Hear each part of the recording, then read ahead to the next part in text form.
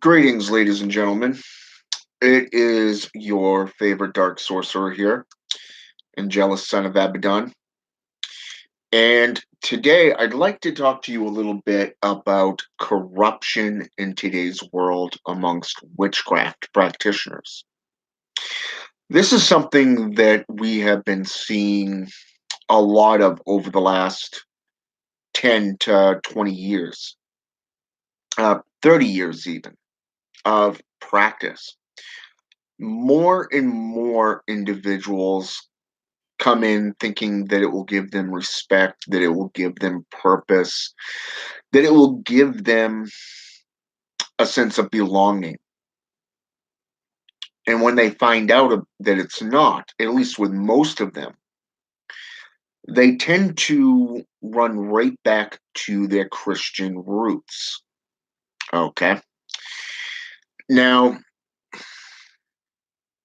while I've been laid up the last week due to a knee injury, I have been doing a lot of reading, a lot of soul searching, and a lot of contemplation. But I've also been on social media sites, okay? And I've been doing a lot of research and a lot of thought on this one topic: corruption within witchcraft. So here it is. Today alone, I got on Facebook and I came across not one, but two different articles, okay, based off Hecate, based off witchcraft in general. Okay. Now, the first one was in a group that I'm associated with. I'm not going to name the group, and I'm definitely not going to tell you which group it's in because I'm involved in over 6 dozen different groups on Facebook. Okay. So here it is. This individual tries posting a photo of a book, which I actually own, by the way, and I'm going to show it to you here in just a minute. But I want to give you this little backdrop of the story, okay? Now, how should I say this? She goes into this nice little discussion. Now, I approved it because I thought it would bring a nice little debate into the group. It's a much needed debate that I think will help clear up a lot of cobwebs within this particular group, okay? And so I allowed it in there. And she did go into it saying that she a friend of hers was given this book. She got bad vibes off it, that she's, you know, that she doesn't believe he needs this book or wants should have anything to do with this book. And to be frank, I did call her out as a Christian. Okay. I called her out as a Christian because that's exactly the way she was speaking, out of fear, out of rejection, and everything to that context. But I also went into the text aspect, where you post comments, and I stated three main factors. The first factor is that number one, I own the book. Okay. And if you're that, and I stated that if you're that squeamish about doing spells, which go hand in hand with any form of sorcery, any form of witchcraft, that she should run back to her puny little Christian church. Okay? And I did state this, and it may have come off a little harsh. Okay? But here it is. I also said that I was not judging her. And this is why, is because the second thing is that I told her that this individual that the book was given to is an adult, a full grown man. Okay. and that he is able to choose for himself whether to perform the sorceries within the book. Okay? And yes, I have actually performed quite a few of the rituals in this book. Okay? In fact, I own two of the books by this one author, okay, and practitioner.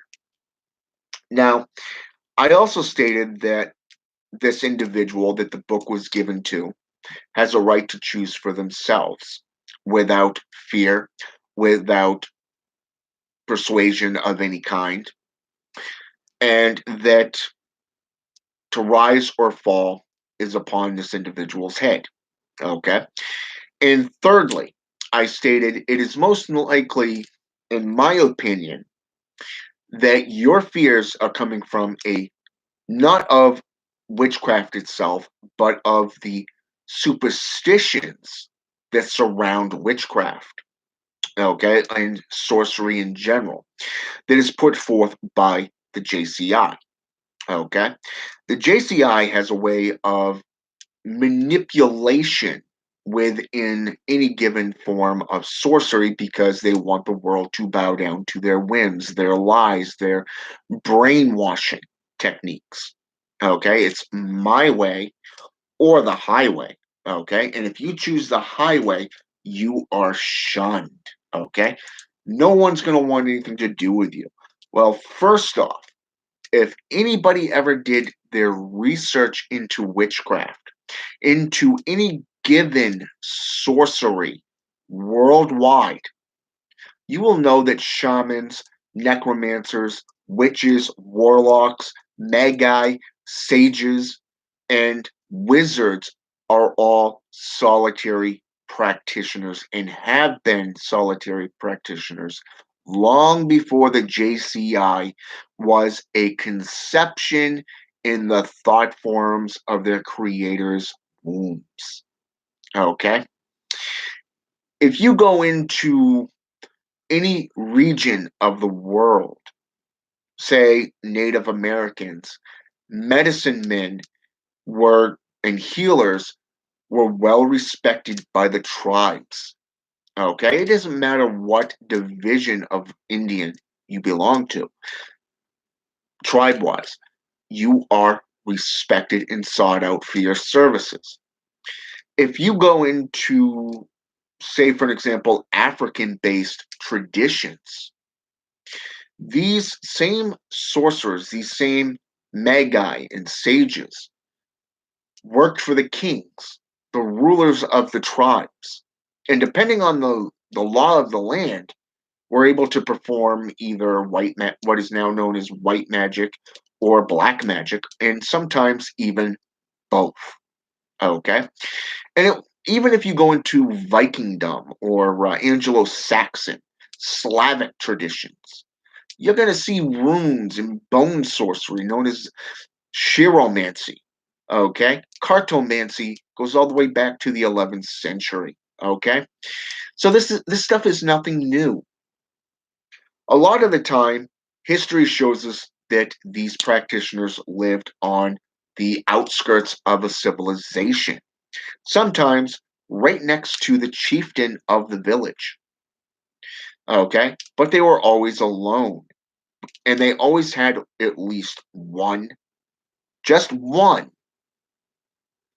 apprentice, sometimes more, depending on how well their magic is known. Okay? It was never about popularity, it was never about how many followers you have. It was about the sorcery for these individuals, these ancestors of the craft. And each region also had a definition of a practitioner. Okay? Today we call it witches. In the past, it was witches and warlocks, magi, sages within the grimoire traditions. We even go back into, say, Italian, and you have the stregai, you know, the witches, Romanian gypsies, even. Okay, clan. Okay, mediums. Okay, you go back even further, and you're going to have different names for practitioners. So the fact that this one individual had such a reaction to this one book tells me that whoever gave the book to this gentleman, okay, her friend, that she's trying to coerce, trying to gain support for, and most likely trying to persuade against using the witchcraft and sorcery of the book, which I can tell you is mostly for protection, for for your home, your money, yourself, keeping your family, your loved ones, stuff like that. It's mostly about protection against thieves. It's protection against getting burned by fire. It's protection from having your home invaded or stolen, broken into and thievery. Okay, and other things like this, things that would prevent these things. Okay, so here it clearly shows defensive magic. Defensive. Like Jason Miller, for an example. Jason Miller's book on protection and reversal magic. Would this individual clearly go up and say, well, I hate this book. I got a bad feeling about this book. It has something to do with witchcraft? Or would she actually look at it as a form of protection because it deals mostly with Hecate, okay? The goddess of witchcraft. You see my point there, okay? Now, what do I do with it? The name of this book is called Witchcraft, a handbook of magic, spells, and potions by Anastasia Graywolf. Okay, and it looks like this. All right. Now, this individual clearly didn't read the book and clearly had a reaction to the energies that surrounded this, which tells me everything I need to know about this individual. Okay. Number one, she's either a Christian playing sorceress, or two, the individual that owned the book previously utilized it for bad intentions. Okay. Basically, twisting it into a form of dark sorcery, so to speak. Okay. And if that's the case, the energy that he put into the individual that had the book originally put into that book and into this grimoire clearly left a taste that was bitter to this woman. Okay. The friend of whom the book was given to. So here, my suggestion to this woman was that her intention, her reaction was not towards magic itself, but more to the energies surrounding the book. Okay. Which means the book was not cleansed of the previous energies so that the new energies could be applied to the rituals within the book upon her friend. Okay. Now, here's the second one.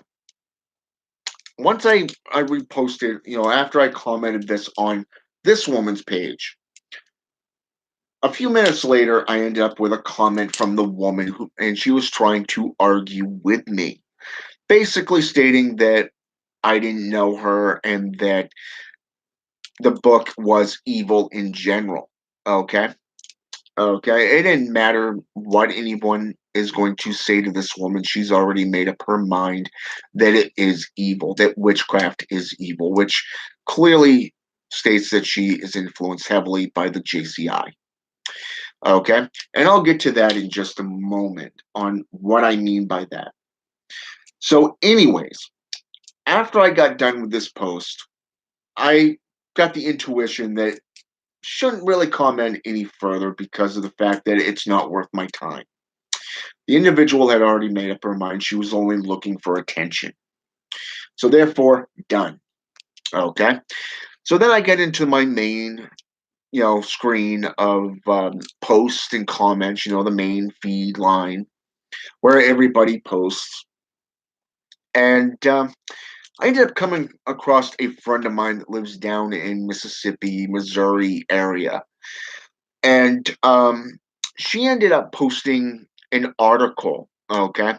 It was a similar article on Hecate that was posted in a group that I do videos for. And again, I'm not going to state the name of the group, okay? Out of respect for the founder and his foundation, okay? Now, I thought that this one post was an interesting post because of the ideology within based off Hecate. And yes, I read it fully, okay, before I came to any conclusion. But I thought it would bring up some interesting debates again, okay? But my friend who lives down in Missouri, Mississippi area, Kentucky, Kansas even, around that region. She basically had posted a similar article from Google. And she went off on a little tirade because of the thought form behind Hecate. Okay. Number one, both of these articles, the one that was placed in this group and this other, and on that she posted herself, referred to Hecate as being the mother of all witches and warlocks. Okay. Number one, nowhere in mythology or history has Hecate been known as the mother of something, the creator of something. What it does say is that she is the goddess, not mother, goddess of witchcraft, ghosts, the underworld, justice, and necromancy. Okay. Her favorite animal is the wolf, the hellhound, the black dog. Okay. Now, if you want the mother image, you got to go with Isis in Egyptian mythology. Okay. Or perhaps even in Norse mythology where you have Freya. Okay. Freyja, depending on the translation in the text, the context it is derived in. Okay. The lingo, the language.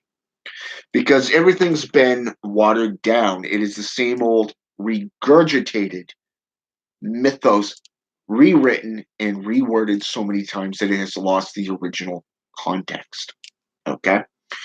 It is the same way with the Grimwork traditions, which is why there's so much confusion within the context of grimoires these days. And most people who get into witchcraft believe what they're told instead of going out and doing their own research. But a lot of times you have individuals that get into witchcraft or any form of sorcery, demonolatry, angelology, working with Loa or Ugan, okay? And they literally get into this region, this one region, and they won't go outside of that region. This is like joining a coven and fearing going into other traditions, okay? Because if they'd actually gone into other traditions, they'd see other translations of words like warlock or that of magi, different spellings of the terminology, okay, and where it originated from. A lot of traditions are like this these days. And then you got these other traditions, these branches that are now corrupting witchcraft, trying to blend it in with the JCI, okay, context, going into, like, say, for example, the Christian and Satanic Bible put forth by Jeremy Adam Katz, or perhaps Christian witches, okay? Did we learn nothing from the Witch of Endor? Did we learn nothing of Nicodemus, who was a astrologer, a seer?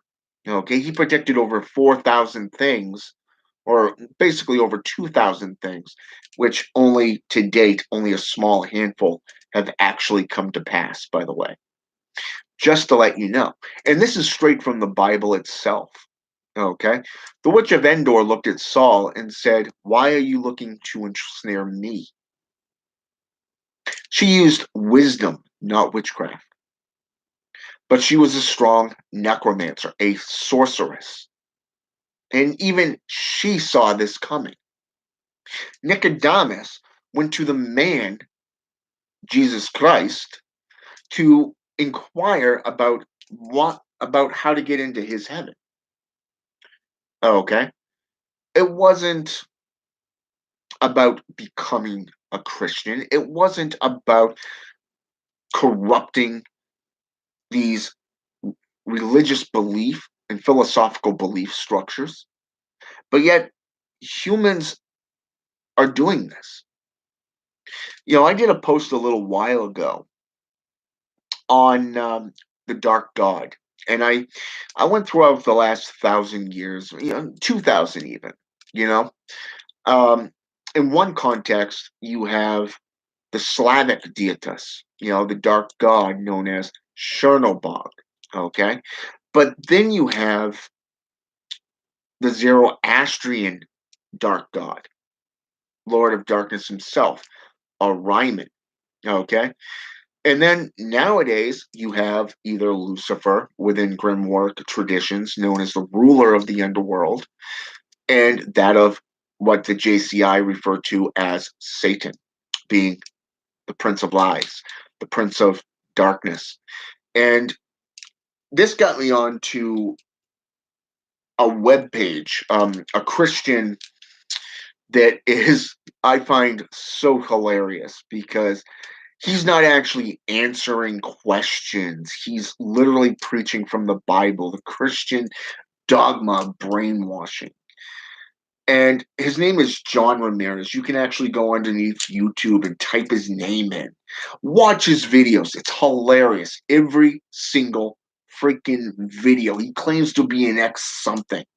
In one video, he claims to be, you type in the terminology, the religion of Santeria.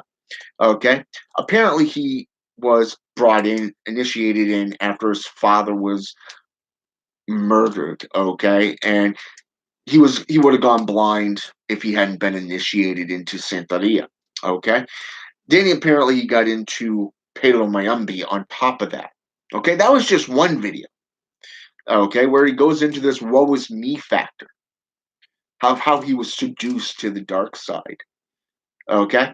But then, wait, you go into another video and he's an ex Satanist.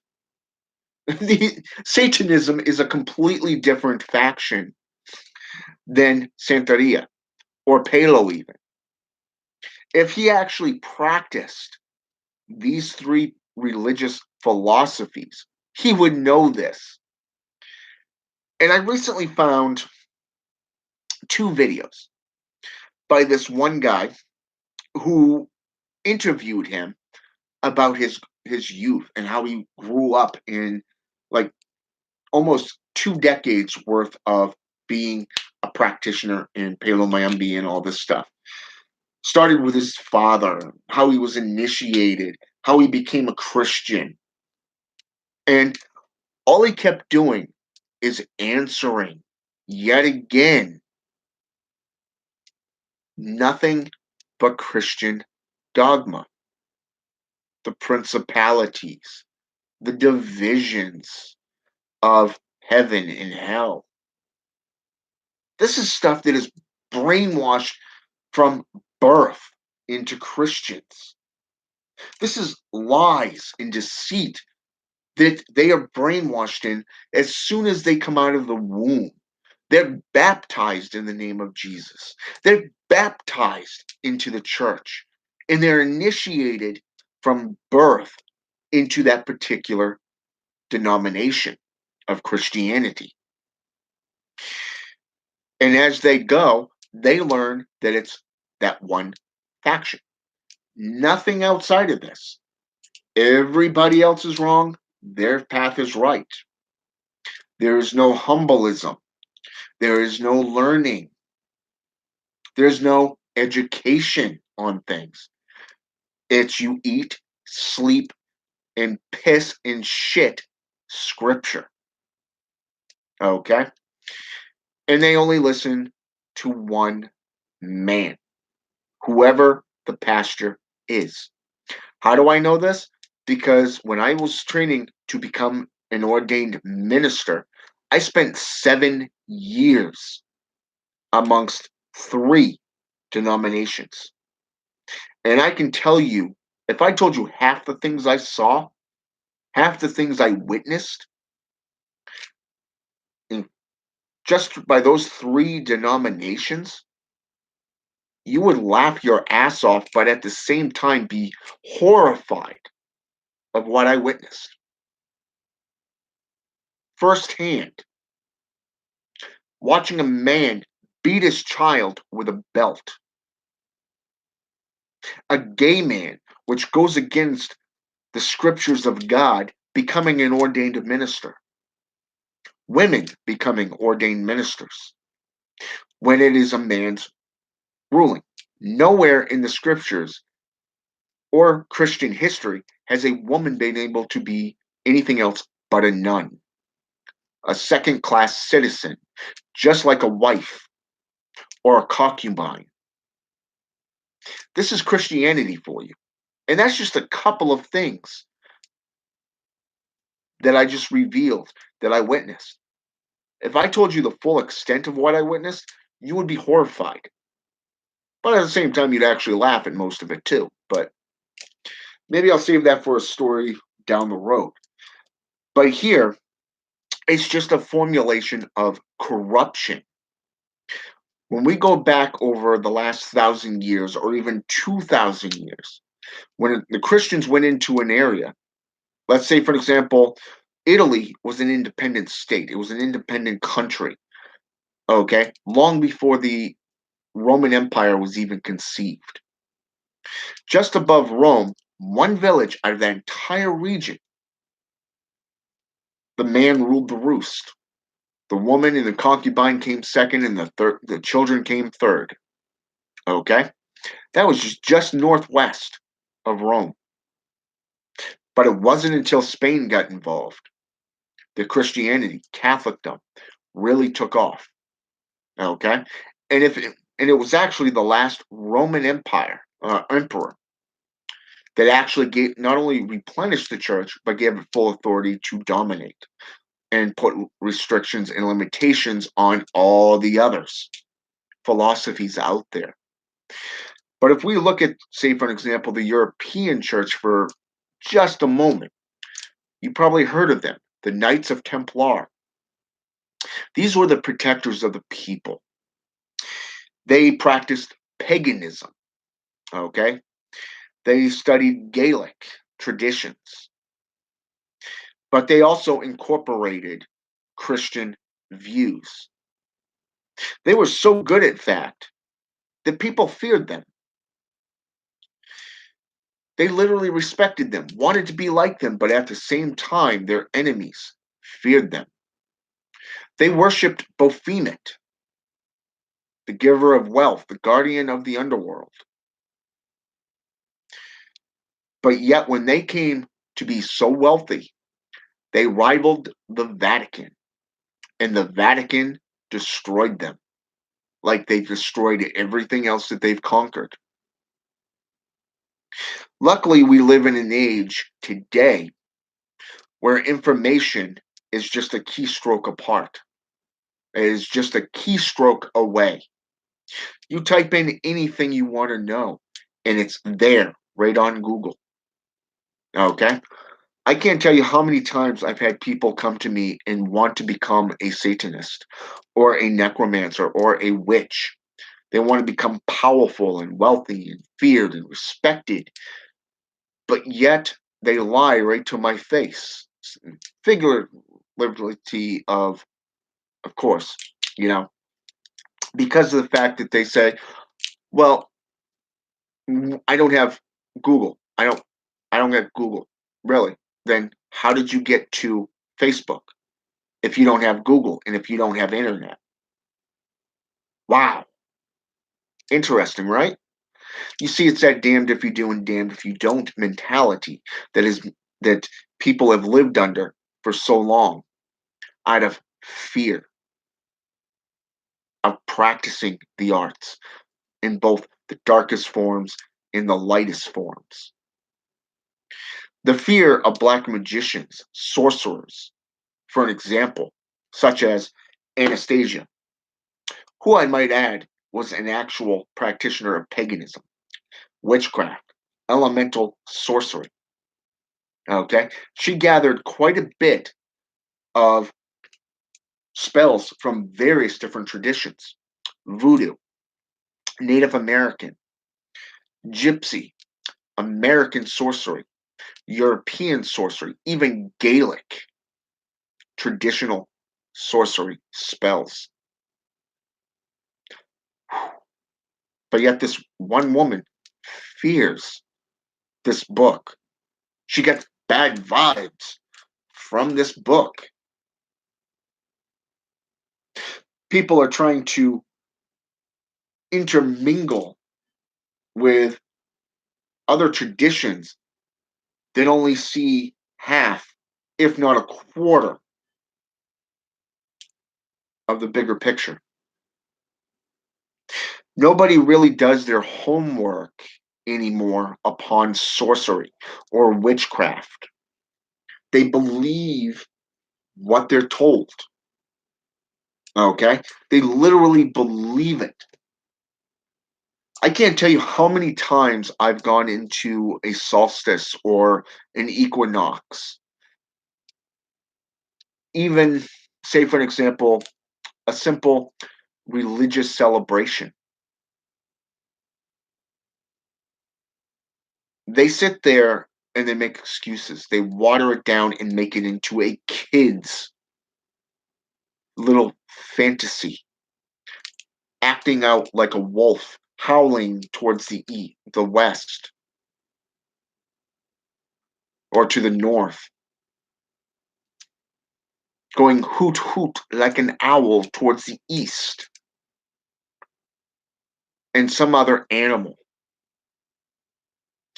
dancing or frolicking like the nymphs with childlike behavior.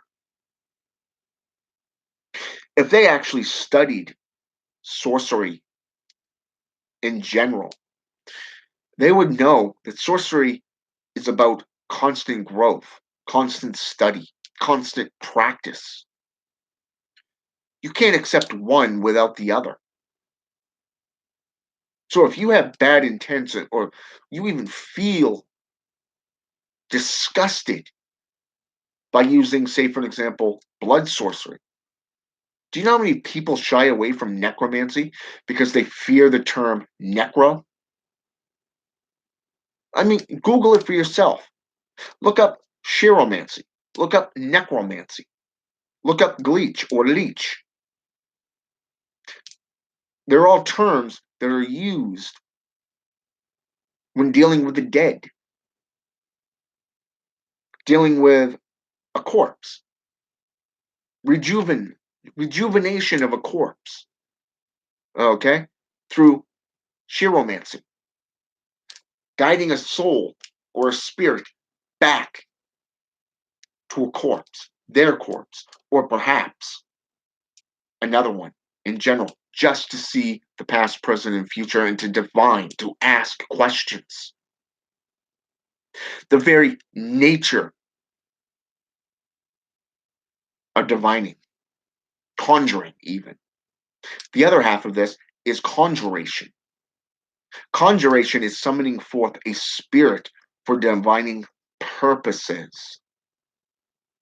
This is what witchcraft was based off. This is things that were part of witchcraft long before the JCI, long before Zoroastrianism, long before all this watered down bullshit came into play. All this fear of the unknown. I mean, the ancestors had balls. They would sit there and work with bones. They would sit there and cast bones, both in voodoo and Norse, Anglo Saxon, Vikingdom. Even witches used runes for spell work, for protection. They utilized blood sorcery. They would cut the head off a chicken or a dog to create their spells. Even today in Africa, Congo based religions such as Palo, Mayumbi, or even voodoo in Ethiopia, Malawi. They use everything from animal sacrifices to human sacrifices, depending if you're on the light aspect or the dark aspect of witchcraft. You look at Greek, European, Greco or Greco-German or Proto-German rather, Slavic traditions going back all the way to the 6th century BC. Okay? You go into any form of sorcery worldwide, you're going to see all of this stuff.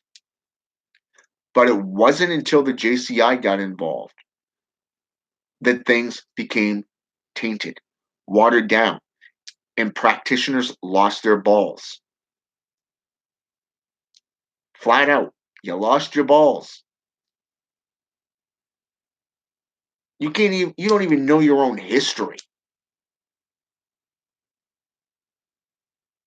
And this woman that fears this one little book of spells from traditions worldwide, that's fucking bullshit. You want to condemn a book because you don't like the energies of it? Wow. I mean, think about it. Even in dating, women tend to make up their mind about somebody by appearance. You know, by, say, for an example, the way they look, the way they dress. Do they have money?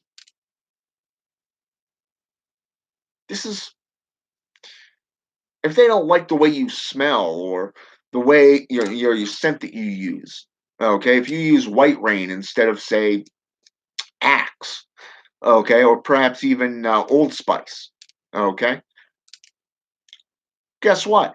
You get rejected. You get shunned, denied access. Witchcraft is no different. This shit's been watered down for years. Those who truly step up to the fold and practice demonolatry, conjuration, blood sorcery, working with bones, necromancy, geomancy, aeromancy, hydromancy, pyromancy, chiromancy, spatulamancy. Okay, working with the bones. Those who actually dare to step up and put forth knowledge, history, mythology, and to even tell you exactly that what you're spewing is bullshit, these are the ones that get shunned. They get bullied. You see, bullying is a JCI tactic. Even in their Bible says you approach a brother yourself. Second time you bring a brother. And then if it takes a coven, guess what? The coven goes after that brother. Now you look at covens today. You stand against a coven or you dare to study something outside of that coven, you're deemed an oath breaker and betrayer, a warlock. You see, this is corruption within the systems. These watered down systems that aren't worth more than the toilet paper that you wipe your ass with. And yes, I'm being quite cruel right now, and I know that. But you get my point. I'm to the point right now, I barely even get on social media except to post my videos of educational value. Remember that post I told you about earlier? I knew that there was one guy that couldn't resist commenting and putting his 2 cents in. But on this particular instance, a lot of what he said was actually truth. And I even gave him that recognition. Why? Because I'm not somebody that hides from wrongdoings. If I overlook something or I get something wrong, I admit to it. But I don't follow established religions, and I definitely don't follow other people's footsteps. I do my own thing because that is what Belial taught me.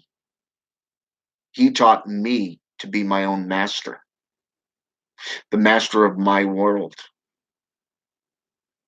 to do my own homework, to stand on my own 2 feet. This is why the JCI hates me. I am their Antichrist. I am their devil. They've told me right to my face that they have never come across anyone like me. And there's a reason for that. I do my own homework. I know what I'm talking about. If I delve into a system, I'm not going to just sit there and drop a toe into that proverbial water. No, I'm going to do a full on belly flop. I'm going to dive in head first and I'm going to see where that current takes me. If I work with dietas, I let them do their own thing. What they share with me, it's an honor. You see, that gate goes both ways. It's a mutual beneficial relationship. But a lot of people today use their names. It's a form of disrespect to the demon because they believe that by threatening a demon, that they're going to have their way like a child pitching a temper tantrum in front of a parent in the middle of a convenience store. I'm sorry to say, if you shake that rod in a demon's face, that demon is going to bend you over and ram that rod right up your ass while bitch slapping you up one side and down the other. You think putting a cross in the face of a vampire is going to do anything? You might want to think again. Agents of death have been around from every system worldwide, from lycanthropes to vampirism to race to ghouls, even zombies. These are things that have been around for centuries, hundreds of thousands of years, going all the way back into either European traditions or that of African based traditions. Do your own homework. Stop accepting things at face value. You want it to be an individual? Step up to the plate. Grow a pair. Do your own homework. Practice and get the experience for yourself, not because somebody is telling you to do so. Practice the traditions and do your homework, tracing them back to their original sources. And most importantly, don't be afraid to go into other traditions, other regions of the world to compare notes. You would be surprised at how many connections I've made through my own studies, my own practices, seeing the similarities, but also the major differences. By me revealing these in my educational videos, if you want to make me to be the bad guy, so be it. I have no problems or no quarrels being the bad guy. I will give you the information. I'll even give you the sources to which I found them in so you can do your own research into them and see where you get led into. You see, I back up everything I say with actual references, actual text, grimoires, books, authors. If I speak on something and I speak on, say, for an example, a ritual done by E.A. Coetting, I'm also going to compare that to, say, oh, I don't know, let's say, for an example, necromancy or voodoo, paleomayumbi, Satanism, actual freaking practices. This is what I do. And I also make myself available to the public because I answer to you. as an ordained minister. What I do and what I say, I'm responsible for what you do. Just like E.A. Quetting is responsible for all his followers, those who like his work, those who followed, say, for an example, let's say S. Connolly Reeser or Asenath Mason, perhaps Jason Miller, Jason Augustus Newcomb, Christian Day with his new, he and his husband's new coven, for an example. Prime example. I've been paying close attention to his coven. I've also been aware that he was in a war in a legal matter with Lori Bruno, a very powerful gypsy, a stregoi, okay, which is an Italian witch who deals with angelic sorcery. Yeah, I do my homework. When I was studying the Brotherhood of Satan, a friend of mine who was associated with one of the lieutenants in that organization was completely surprised at how an outsider could gather so much information on their secret society without stepping foot in their domain. Why? Because I'm patient. I do my homework and I'm not afraid to roll up my sleeves and get my hands dirty. You want to become a sorcerer, a sorceress, a witch, a necromancer, a warlock, a wizard, a magi, a sage, a palero, a voodoo priest or priestess? Then you gotta put in the time. You gotta put in the research, the ritual experiments. You gotta put in all of it. There's no part time. There is no sometime. It is a full time thing. This is a day to day practice. Every day practice. When I get up in the morning, my first trip is to light candles in my altar room, incense, giving thanks to the gods that I deal with. I meditate. Hell, I even do tarot card readings. Or I'll lay and do research for a little while, like an hour or so, just lounge in bed with my cell phone, getting on Google, typing in different things, learning, cross referencing. Hell, I can even pick up my computer and do both at the same time. This is what a practitioner's life is about. You want to grow spiritually, physically, mentally, emotionally, evolving? This is how you do it. You don't follow somebody else blindly. You don't accept established normalities. No, you delve into it for you because your black magic is yours and yours alone, as E.A. Quetting so colorfully put it. And that is truth. You want to be an individual? You want to step up to the plate? As they say in, say, for an example, Thor, or what do they call that? Not the Justice League, but the other one there with Thor and Iron Man and all them. Basically, you're opening yourself up to a much larger world, becoming a part of a much larger world, and the universe is now aware of you. This is what happens when you step into sorcery. You're letting yourself be known to demons. You're letting yourself get known by spirits, by angels, by the jinn, by the Ugan, the Loa, and such. Now you have to learn offensive and defensive spells, strategies, sigils, methods. You have to learn herbalism and alchemy. You have to learn other practices.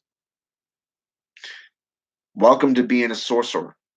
Welcome to being a sorceress. Can you handle being the bad guy? Being shunned by those who are not ready to step up to the ball plate?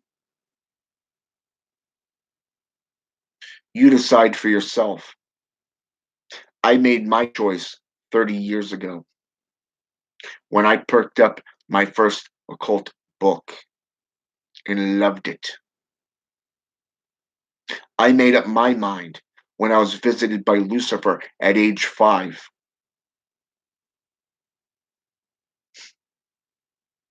It wasn't until 10 years ago that I realized I was a hereditary sorcerer, a witch, a warlock.